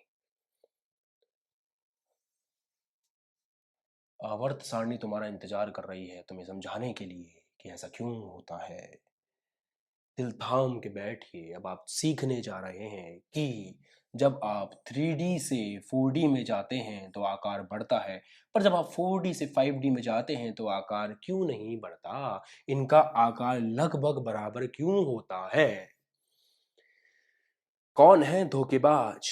धोखेबाज है 56 के बाद में कौन आया, 57, 58, 59, 60, टक टक टक टक टक टक टक टक टक, ये सारे जो है वो यहीं तो घुसे हुए। मतलब ये जो आपका F है ना, वो F यहां पर आ गया। उससे क्या हुआ, सुनो, 4D से जब आप 5D में गए तो आपका नंबर देखो, यहां 22 था, यहां 40, और 40 के बाद सीधा 72, तो 22, आराम समझना, इधर 22 के बाद एटॉमिक नंबर 40, परमाणु क्रमांक, और यहां आ गया 72। ये डिफरेंस कितना सा है, ये डिफरेंस कितना ज्यादा है, ये ज्यादा डिफरेंस क्यों आया, क्योंकि इसके बीच में नंबर 57 से लेकर के नंबर 70 तक तो कौन था, एफ ब्लॉक। ठीक है, अगर नंबर 40 से 72 हुआ है, इसका मतलब एक बात बिल्कुल साफ है कि जब आप यहां से यहां जा रहे हो, मतलब आप 4D से 5D में जा रहे हो, तो प्रोटॉनों की संख्या जबरदस्त बड़ी है। मतलब नाभिक के अंदर धमाधम धमाधम धमाधम धमाधम प्रोटॉन आ गए, क्योंकि ये सारे नंबर बीच में आ गए ना। तो अगर इसका एटॉमिक नंबर 40 है तो 40 प्रोटॉन है, 40 इलेक्ट्रॉन है। अगर इसका नंबर 72 है तो 72 प्रोटॉन है। मान लो यहाँ पे कितने प्रोटॉन है, 72 प्रोटॉन है। अब आप बोलोगे सर 72 प्रोटॉन के आने से क्या हुआ, तो जितने ज्यादा प्रोटॉन होंगे उतना ही ज्यादा क्या होगा, चेफ होगा। ठीक है सर, आपकी बात तो बिल्कुल सही है, समझ में आ गया हमारे, जेफ ज्यादा है। पर सर 72 प्रोटॉन है तो 72 इलेक्ट्रॉन भी तो है, ये बात भी ठीक है। इलेक्ट्रॉन कहां गए, इलेक्ट्रॉन गए एफ कक्षक के अंदर। ठीक है, और इन तत्वों का देखें तो इन तत्वों का बाह्यतम कोश कौन है, एस है। इसका मतलब बाह्यतम कोश को जब नाभिक खींचेगा 72 प्रोटॉनों की ताकत से, तो बचाने के लिए कौन सा कक्षक आएगा, एफ कक्षक, क्योंकि इधर इलेक्ट्रॉन किसमें गए, एफ कक्षक में। तो जब आप इसका इलेक्ट्रॉनिक विन्यास लिखोगे, समझो इस 72 का जब इलेक्ट्रॉनिक विन्यास लिखोगे, इसका हाफनियम जो डी ब्लॉक का तत्व है, उसका जब इलेक्ट्रॉनिक विन्यास लिखोगे तो उसके बहुत सारे इलेक्ट्रॉन आपको कहां मिलेंगे, एफ कक्षक में मिलेंगे। माना ये तत्व तो डी ब्लॉक का ही है, परंतु इलेक्ट्रॉन इसके पास इतने सारे हैं कि जब आप इलेक्ट्रॉनिक विन्यास लिखेंगे अपन, तो एफ के अंदर भी इलेक्ट्रॉन जाएंगे, क्योंकि ये सब इलेक्ट्रॉन एफ के तो है। नंबर 70, तो नंबर 57 से 70 तक सारे इलेक्ट्रॉन कहां गए, एफ में। उसके बाद ये शुरू हुआ है वापस से 71, 72, 73। तो जो 71, 72, 73, 74, 75 वाले लोग हैं ना, उन सबके पास इलेक्ट्रॉन एफ कक्षक में भी है। हालांकि आखिरी इलेक्ट्रॉन डी में जा रहा है, इसलिए इनको अपन डी कक्षक का तत्व बोलते हैं, पर इनके अंदर भी एफ है। ठीक है, तो इलेक्ट्रॉन कहां गए, एफ के अंदर गए। मतलब एफ का ये उत्तरदायित्व तो बनता है कि वो नाभिक से आपके इलेक्ट्रॉन को बचाए। यही तो पंगा है, एफ ब्लॉक का परिरक्षण प्रभाव एकदम ही घटिया होता है। एफ ब्लॉक का परिरक्षण प्रभाव एकदम ही घटिया होता है। इसी रीजन से क्या होता है कि नाभिक से वो रक्षा नहीं कर पाता है आपके बाहर वाले इलेक्ट्रॉन का। नाभिक हो गया ताकतवर, गए इलेक्ट्रॉन एफ में, एफ रक्षा कर नहीं पा रहा, तो नाभिक क्या करेगा, खींच करके इलेक्ट्रॉन को आकार को छोटा कर देगा। तो आप ये सोच रहे थे कि यहां से यहां जाने पर, आप ये सोच रहे थे कि इत्थे से इत्थे जाने पर 3D से न न न न न न 4D से 5D में जाने पर आकार बढ़ेगा। नहीं बढ़ा, क्यों नहीं बढ़ा, क्योंकि प्रोटॉन इतने सारे बढ़ गए थे कि प्रोटॉनों ने इलेक्ट्रॉन को खींचना शुरू किया। बीच में बचाने की जिम्मेदारी एफ ब्लॉक की आ गई, क्योंकि इलेक्ट्रॉन काफी सारे एफ में चले गए, और एफ निकला धोखेबाज साला, बचा ही नहीं पाया हमारे इलेक्ट्रॉन को। तो एफ के कम परिरक्षण प्रभाव के कारण आपको ये चीज देखने को मिलती है। इसी को अपन लेंथेनाइड कॉन्ट्रैक्शन के नाम से भी जानते हैं, और आगे एक्टिनाइड कॉन्ट्रैक्शन के नाम से भी जानते हैं। यही सेम चीज वापस होगी 5D 6D के अंदर भी होगी। तो इसको आप ऐसे भी समझा सकते हो। और एक्चुअल में डी ब्लॉक की भी शील्डिंग पुअर होती है। वैसे तो डी और एफ दोनों की पुलिंग शील्डिंग पुअर होती है, मतलब दोनों का ही परिरक्षण प्रभाव कमजोर होता है, एफ का भी और डी का भी। अपने ग्रुप में आपने देखा था ना, इधर जब आप अपने आवर्त में बात कर रहे हो तो डी में जब तक इलेक्ट्रॉन बहुत ज्यादा नहीं भर रहे तब तक वो परिरक्षण प्रभाव कर ही नहीं पा रहा, देखा था आपने। तो जब ऊपर से नीचे जाने की बात होती है तो ऊपर से नीचे जाने पर एक चीज देखने को मिलती है कि ऊपर से नीचे जाने पर यहां भी ऐसा होता है, देखो इधर भी देखिएगा आपको ये सेम चीज कि गैलियम का साइज और इंडियम का साइज लगभग बराबर होता है। क्यों? ये पी ब्लॉक में भी होता है ऐसा, क्यों होता है? क्योंकि गैलियम से इंडियम पे जा रहे हो आप, गैलियम का नंबर है 31, समझना, गैलियम का नंबर है 31, इंडियम का नंबर है 49, तो 31 से 49 गए आप, बहुत एक सेकंड, ना ना ना एक सेकंड, गलत, इंडियम और थैलियम का साइज बराबर होता है, तो इंडियम का है 49 नंबर और थैलियम का है 81। तो आप यहां से यहां गए तो प्रोटॉनों की संख्या में तो जबरदस्त इंक्रीमेंट आया, जबरदस्त जबरदस्त। तो आकार छोटा हो जाना चाहिए बहुत ज्यादा, पर आप बोलोगे सर इलेक्ट्रॉन भी तो गए, इलेक्ट्रॉन कहाँ गए? इलेक्ट्रॉन गए हैं इस जगह, इधर, मतलब इधर डी भी आ गया और एफ भी आ गया, तो इलेक्ट्रॉन कहाँ गए? इलेक्ट्रॉन गए डी में और एफ में। डी और एफ का काम था कि वो इधर थैलियम के नाभिक से बाह्यतम कोश की रक्षा करे, परंतु डी और एफ जो है उनका परिरक्षण प्रभाव दोनों का ही बहुत कमजोर होता है, तो जो इलेक्ट्रॉन डी में गए और जो इलेक्ट्रॉन एफ में गए वो बचा ही नहीं पाए नाभिक से बाह्यतम कोश को, और नाभिक ने अपना काम कर लिया, इलेक्ट्रॉन को खींच के आकार को छोटा कर दिया। तो यहाँ भी ये बात लिखी जाती है कि इंडियम से थैलियम पर आने पर आकार लगभग बराबर रहता है, क्योंकि यहाँ पे लेंथेनाइड आ गया ना, ये लेंथेनाइडों के आने के कारण प्रोटॉन तो बहुत सारे बढ़ गए, परंतु लेंथेनाइडों के आने के कारण इलेक्ट्रॉन कहाँ गए? एफ में और डी में, और डी और एफ का परिरक्षण प्रभाव क्या होता है? बहुत कम, तो बचा नहीं पाए अपने बाह्यतम कोश के इलेक्ट्रॉन को नाभिक से। लेंथेनाइड संकुचन के नाम से इसको जाना जाता है। और जब 5D से 60 में आते हैं तो हम जिम्मेदार मानते हैं एक्टियम को, क्योंकि यहां से 88 के बाद 89 से कौन शुरू हो जाता है? एक्टियम, तो उसको अपन एक्टियम जो है संकुचन के नाम से जानते हैं, लेंथेनाइड और एक्टियम संकुचन होता है उसके नाम से इसको अपन जानते हैं। तो उम्मीद करता हूं आपको मैंने बहुत बढ़िया से एक्सप्लेन किया कि लेंथेनाइड संकुचन क्या है और आपका एक्टेनाइड संकुचन क्या है ना। लेंथेनाइड और एक्टेनाइड ये दो प्रकार के संकुचन आपको यहाँ पे देखने को मिलते हैं, जिसके कारण ऊपर से नीचे आने पर आपका आकार बढ़ता, ऊपर से नीचे आने पर आपका आकार बढ़ता नहीं, आकार छोटा हो जाता है, या फिर लगभग बराबर मान लो आप, इन दोनों का आकार लगभग बराबर रहते हैं। कमेंट करके बताओ कि मेरी सारी बातें आपके समझ में आई कि नहीं आई। नहीं आई तो एक बार फिर से समझा देता हूँ, और अगर आ गई हैं तो जय राम जी की।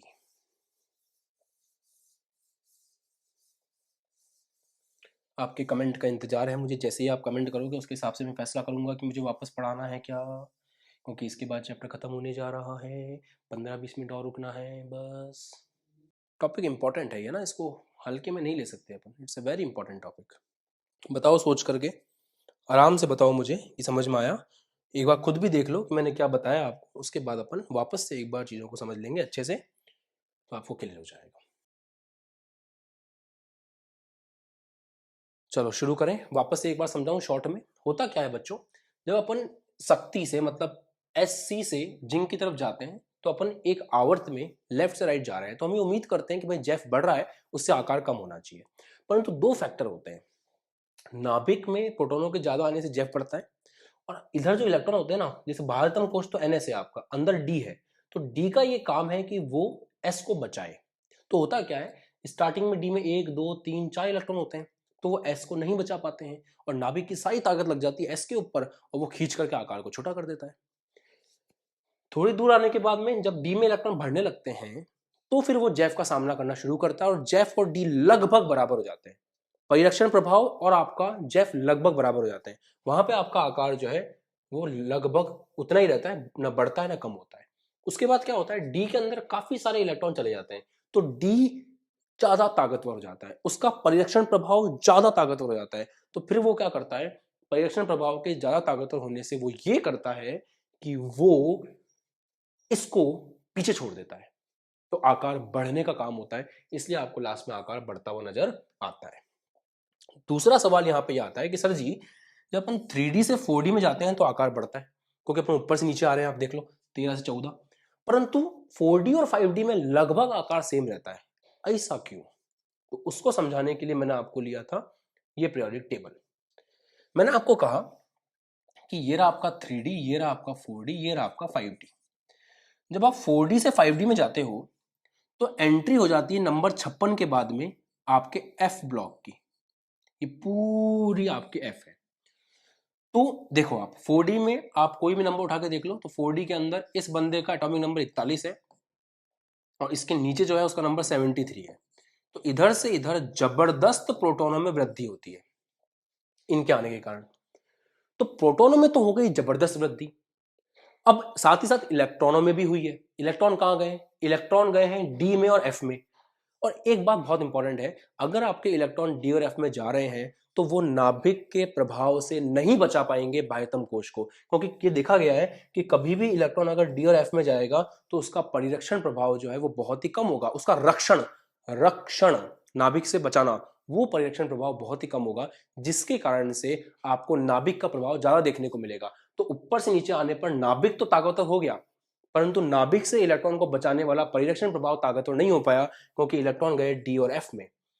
तो ऐसा क्यों हुआ? क्योंकि लेंथेनाइड के यहां से एक श्रेणी आ गई, तो इसको बोलते हैं लेंथेनाइड संकुचन। इसका इफेक्ट हर जगह देखने को मिलता है। इंडियम थैलियम का साइज भी लगभग सेम मिलेगा आपको, इन दोनों का मिलेगा, इन दोनों का मिलेगा, यहाँ हर जगह आपको ये चीज मिलेगी।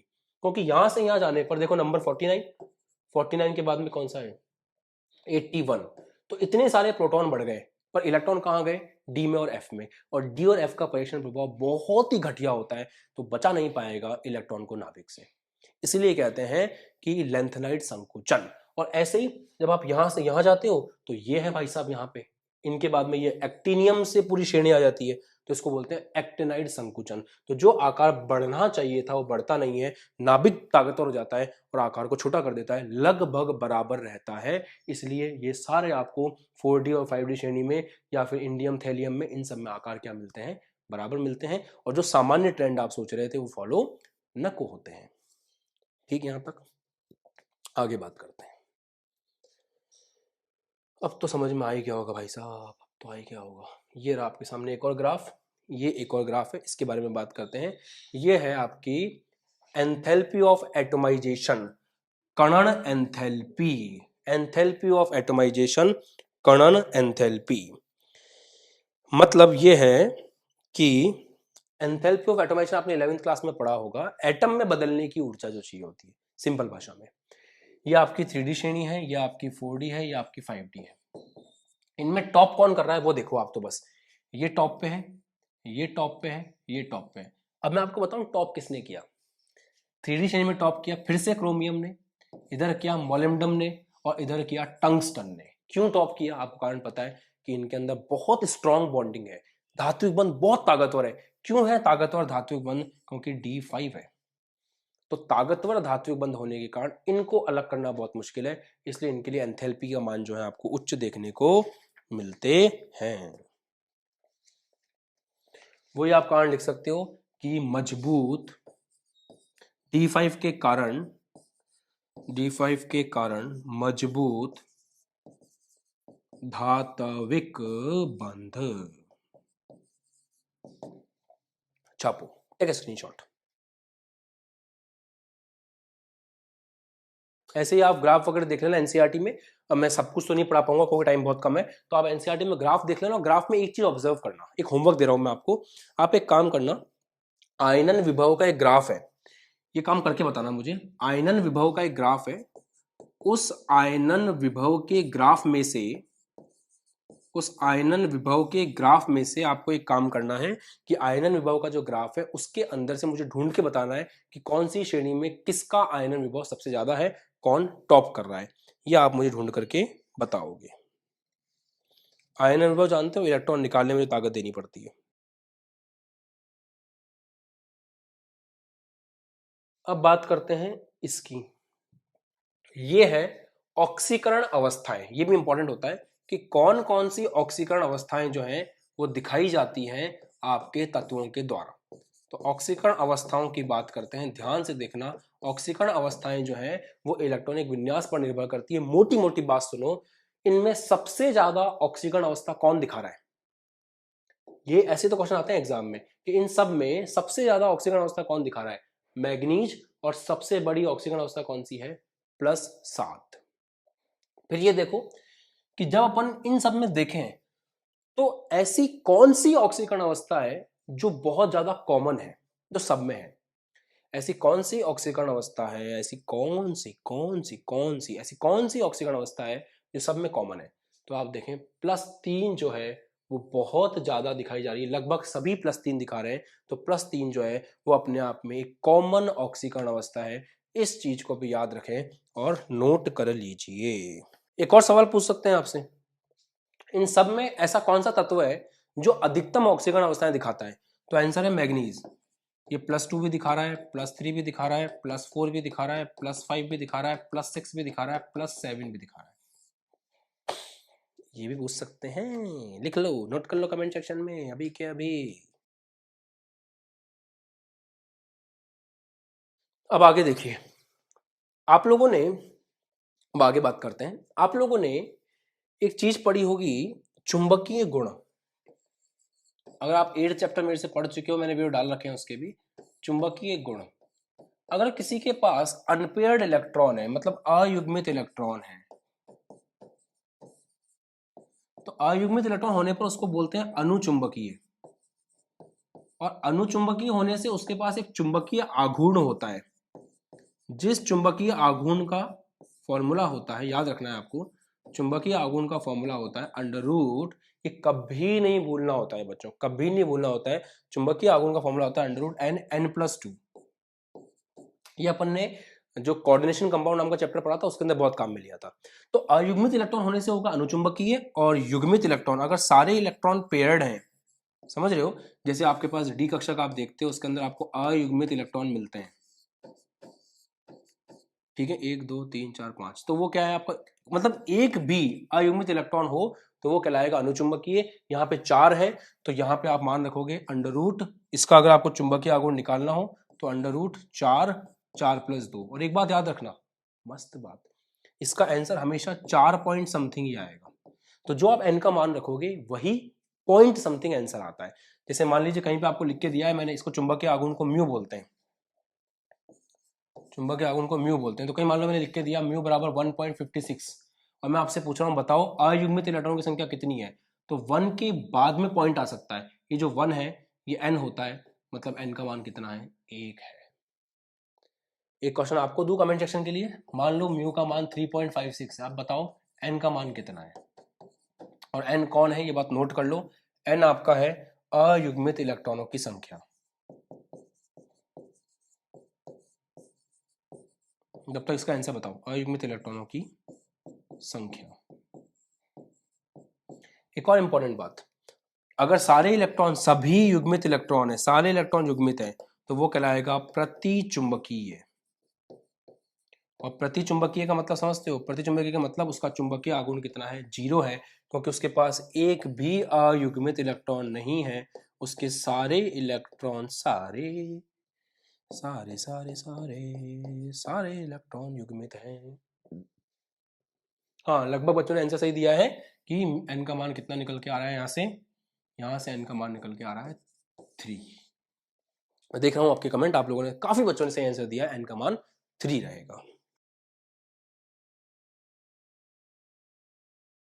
अब एक और महत्वपूर्ण बात, ये जो डी ब्लॉक के एलिमेंट है ना, इनकी एक बहुत बड़ी खासियत होती है कि इनके पास डी ब्लॉक काफी लोगों के पास खाली रहता है। तो खाली डी ब्लॉक होने के कारण ये क्या करते हैं, बाहर से इलेक्ट्रॉन अपने अंदर ले सकते हैं, इसीलिए ये बनाते हैं उपसहसंयोजी यौगिक। तो आपने ये उपसहसंयोजी यौगिक वाला चैप्टर मेरे से पढ़ लिया होगा, नहीं पढ़ा है तो मैंने इसकी वीडियो बना रखे हैं, देख लीजिएगा।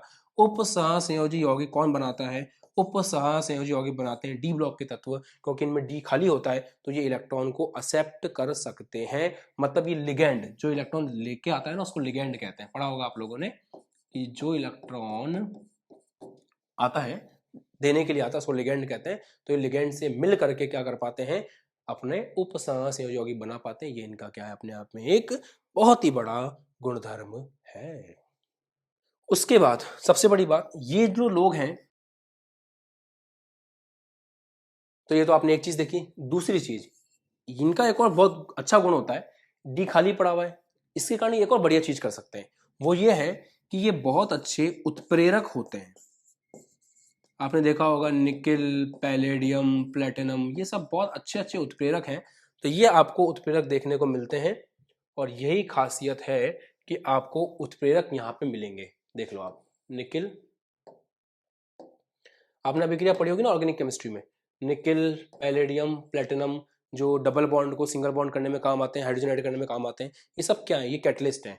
और ये कहाँ मिलते हैं आपको, डी ब्लॉक में, क्योंकि डी ब्लॉक की खासियत ये होती है कि उसके पास डी कक्षक है जहाँ पे इलेक्ट्रॉन पड़े हुए हैं, तो वो एक बहुत अच्छे से अपना उत्प्रेरक वाला गुणधर्म फॉलो कर सकते हैं, दिखा सकते हैं। और जैसे अपन ने Fe को उत्प्रेरक की तरह काम में लिया था आयरन को, जब हैबर प्रकम पढ़ रहे थे, हैबर प्रकम पी ब्लॉक में मैंने बहुत डीप में पढ़ाया है, वहां पे Fe काम में लेते हैं, वो भी किसका मेंबर है, ये सब डी ब्लॉक के मेंबर है। तो ये एक और गुणधर्म है जिसको आपको नोट करना चाहिए। टेक अ स्क्रीनशॉट, 1 2 3 4, फटाफट स्क्रीनशॉट लो। अब मैंने आपको बताया कि इनके पास डी कक्षक हैं और काफी सारे इलेक्ट्रॉन भी इनके पास खाली पड़े रहते हैं। तो अगर इलेक्ट्रॉन अयुग्मित हैं तो वो रंग दिखाएंगे। तो इलेक्ट्रॉन अगर अयुग्मित हैं तो वो रंग दिखाएंगे। तो आप देख सकते हो कि इलेक्ट्रॉनिक विन्यास के आधार पे अगर आप देखेंगे तो आपको रंग कोई रंगीन मिलेगा, कोई रंगहीन मिलेगा। जिसके पास इलेक्ट्रॉन नहीं है वो रंगहीन होता है, जिसके पास इलेक्ट्रॉन है तो इलेक्ट्रॉन क्या करते हैं, ऊपर जाते हैं, मतलब अपनी निम्न ऊर्जा स्तर से उच्च ऊर्जा स्तर की तरफ जाते हैं, फिर वहां से वापस नीचे आते हैं, इस चीज में रंग छोड़ते हैं वो। मतलब वो क्या करते हैं, फोटोन के रूप में अपनी ऊर्जा मुक्त करते हैं और वो रंग का कारण होता है। तो आपने कॉम्प्लेक्स नंबर नहीं, कोऑर्डिनेशन कंपाउंड वाले चैप्टर में, कॉम्प्लेक्स वाले चैप्टर में ये पढ़ा होगा कि उपसहसंयोजी यौगिक का जो रंग है वो उस बात पर निर्भर करता है कि उसके अंदर अयुग्मित इलेक्ट्रॉन है या नहीं है। क्रिस्टल क्षेत्र सिद्धांत याद है आपको, सीएफटी में अगर अयुग्मित इलेक्ट्रॉन दिखाई देते हैं तो हम कहते हैं कि हाँ वहां पर आपको रंग दिखाई देगा, वही वाली बात है। तो ये आप देख सकते हो बुक के अंदर आपको दिया हुआ है कौन रंगीन है कौन नहीं है। रंग का कारण है अयुग्मित इलेक्ट्रॉन, इलेक्ट्रॉनों का निम्न ऊर्जा स्तर से उच्च ऊर्जा स्तर में रोते फिरना, सिंपल भाषा में। चलिए बच्चों, अब हम डिस्कस करते हैं एफ ब्लॉक के तत्व। ज्यादा बड़ा नहीं रहेगा, एफ ब्लॉक आपका 5 से 10 मिनट में खत्म हो जाएगा, फिर टेंशन फ्री। तो जब आप बात करते हो एफ ब्लॉक के तत्वों की, तो एफ ब्लॉक कहाँ पे आता है, पहले तो आपको ये पता होना बेहद आवश्यक है। एफ ब्लॉक यहां से आता है, ये श्रेणी एफ ब्लॉक की है, ये श्रेणी भी एफ ब्लॉक की है। तो ये दोनों जो है ये आपके एफ ब्लॉक की श्रेणी कहलाते हैं। और ये कहां से निकले हैं, नंबर 56 के बाद में ये पूरा निकला है, 57 58 अप टू 70, और नंबर 88 के बाद में ये लिख रहा है 89 90 अप टू 102। अब जरा बात करते हैं इनके इलेक्ट्रॉनिक विन्यास के बारे में, फिर डिस्कस करेंगे आगे के पॉइंट्स। ये आपका लेंथेनम से स्टार्ट है, मतलब ये लेंथेनाइट श्रेणी है, नंबर 57 से नंबर 71 तक। अब अगर आप इनके सामान्य इलेक्ट्रॉनिक विन्यास पे ध्यान दें तो इनका कुछ इस तरह का रहता है। बाह्यतम कोश में तो 6s 6s 6s 6s है, तो 6s जो है वो भरा हुआ है पूरी तरह से। उसके पहले कहीं कहीं पे आपको 5d मिलेगा, 5d में या तो आपको एक इलेक्ट्रॉन मिलेगा या एक भी इलेक्ट्रॉन नहीं मिलेगा। जैसे यहाँ 5d पे एक इलेक्ट्रॉन है, यहाँ कुछ भी नहीं है, यहाँ 5d में एक इलेक्ट्रॉन है, यहाँ 5d है ही नहीं, यहाँ 5d में एक इलेक्ट्रॉन है। तो 0 से 1 के बीच में आपको इलेक्ट्रॉन मिलेंगे 5d के अंदर, या तो 0 है ही नहीं या फिर होगा तो केवल एक इलेक्ट्रॉन होंगे। उसके अंदर आपको मिलेगा 4f, और 4f के अंदर आपको मिलेंगे 1 से लेकर के 14 इलेक्ट्रॉन। तो ये सामान्य इलेक्ट्रॉनिक विन्यास हो गया लेंथेनाइड श्रेणी का। ये सब लेंथेनाइड श्रेणी है, ये सब लेंथेनियम के बाद वाले हैं, ये सारे के सारे ये वाले हैं। कितना आसान है, छापो, take a screenshot fast.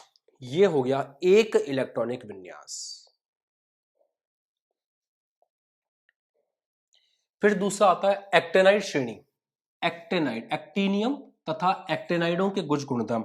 Actinium के बाद वाले जो है उन सबको अपन क्या बोलते हैं, एक्टेनाइड के नाम से जानते हैं। इन सबके इलेक्ट्रॉनिक विन्यास को पकड़ने की कोशिश करोगे तो 7s2 सब में दिखेगा, 7s2 7s2 7s2 7s2। 6d में कभी कोई इलेक्ट्रॉन नहीं होगा, कभी एक इलेक्ट्रॉन मिलेगा आपको, जैसे वहां पे 5d था। उसके अंदर होगा 5f, और 5f में आपको 1 से लेकर के 14 इलेक्ट्रॉन मिलेंगे। ये हो गया इनका बाह्यतम कोश का सामान्य इलेक्ट्रॉनिक विन्यास। उम्मीद करता हूं मजा आया होगा, आसान है बहुत ज्यादा, ये सब आपको अपनी किताब के अंदर मिल जाएगा। आगे बात करें, इनमें जो आयनन त्रिज्या का ट्रेंड है बड़ा आसान सा है, कोई दिक्कत नहीं है इसमें। होना क्या चाहिए, आप क्या उम्मीद करते हो, आप तो ये उम्मीद करते हो ना कि भाई लेफ्ट टू राइट जाने पर आकार क्या होना चाहिए, कम होना चाहिए। क्योंकि जेफ बढ़ जाता है, सामान्य जो ट्रेंड है वो यही है, तो टेंशन नहीं है, यहाँ पे कोई टेंशन नहीं है, ये लोग सामान्य ट्रेंड ही प्रदर्शित करते हैं। आप देख लो आकार कम ही हो रहा है, तो इनमें कोई अपवाद वाली बात नहीं है, कोई टेंशन वाली बात नहीं है, इनके अंदर वही चीज जो आपने पढ़ रखी है वो ऐसी की ऐसी फॉलो हो जाएगी, नो टेंशन। आगे बढ़े प्यारे बच्चों, अरे ऐसा कैसा आगे बढ़े, एक सेकेंड। इस तरह से आपको इनके वो मिल जाएंगे ऑक्सीकरण अवस्थाएं वगैरह, वो आप बुक में आराम से देख ही लोगे, बुक में है सब कुछ, बुक में से चेक कर लेना। मैं आपको मोटी मोटी बात बताता हूँ, लेंथेनाइट्स के बारे में बताता हूँ मैं आपको। लेंथेनाइट समझ गए, लेंथियम के बाद में जो आते हैं लेंथेनाइट्स, इंग्लिश में बोलते हैं इनको लेंथेनाइट्स, हिंदी में लेंथेनाइट बोलते हैं, इंग्लिश में भी लेंथेनाइट ही बोलते हैं।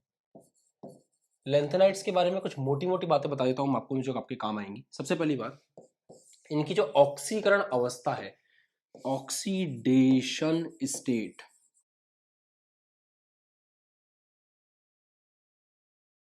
जो इनकी ऑक्सीकरण अवस्था है,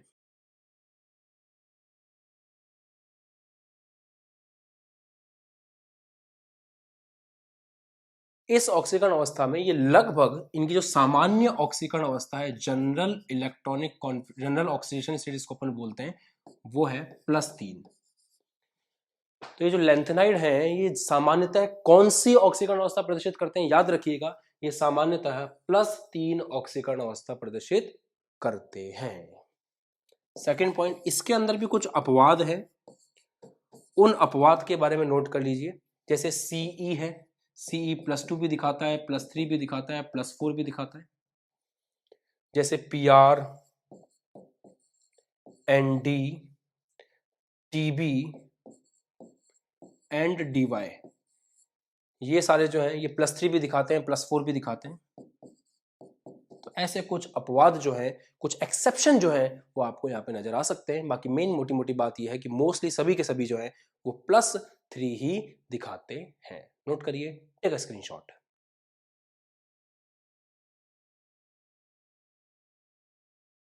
ठीक है, बाकी किताब के अंदर से आप और चीजों का अध्ययन कर लीजिएगा। मेन था डी ब्लॉक के तत्वों को समझना, एफ ब्लॉक के तत्वों में इतनी ज्यादा बातें नहीं होती हैं, डी ब्लॉक के तत्वों को समझना ही सबसे मुश्किल काम था, और वही अपन ने बहुत अच्छे से, बहुत सिंसियरिटी के साथ में आज की क्लास में किया। डी ब्लॉक के तत्वों का एकदम गहन अध्ययन हम लोगों ने कर लिया।